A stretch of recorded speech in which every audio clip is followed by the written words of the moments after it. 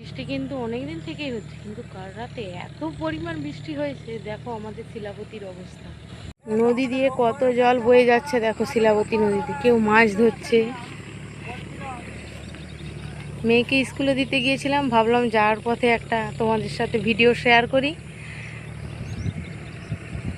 কি জানি এবছর আবার বন্যা হবে কি না। আর বছর তো আষাঢ় মাসে তো প্রচুর বন্যা হয়েছিল, এবছর এখনও অত জল হয়নি। কিন্তু কাল রাতে জলের পরিমাণ এত বেশি যে যার ফলে নদীতে প্রচুর জল বেড়ে গিয়েছে।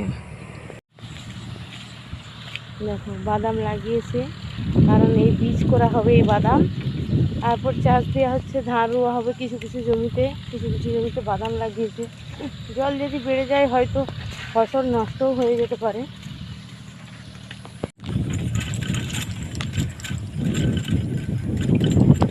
আমি এখন বাড়ি যাচ্ছি।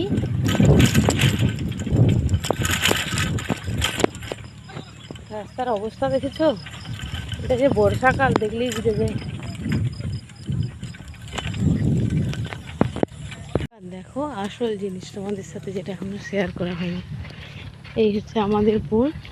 কিছুক্ষণ আগে কিন্তু এক চাকর পর্যন্ত ছিল, কিন্তু এখন ডুব্বো ডুব্বো হয়ে গেছে। কত জল যাচ্ছে দেখো।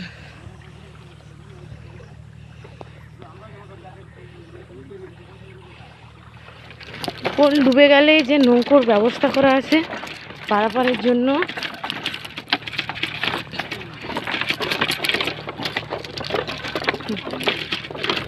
এই রাস্তার পারাপার বন্ধ হয়ে যাবে।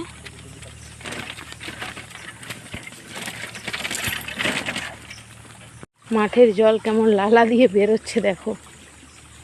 যেতে পড়বে ওই দূরে মা রাজেশ্বরীর মন্দির। দেখো সবাই ধান লাগিয়ে দিয়েছে, মানে রুয়া হয়ে গেছে। যেটা মধ্যিখানে খালি পড়ে আছে সেটা আমাদের জমি। এরপর দিন থেকে সবুজ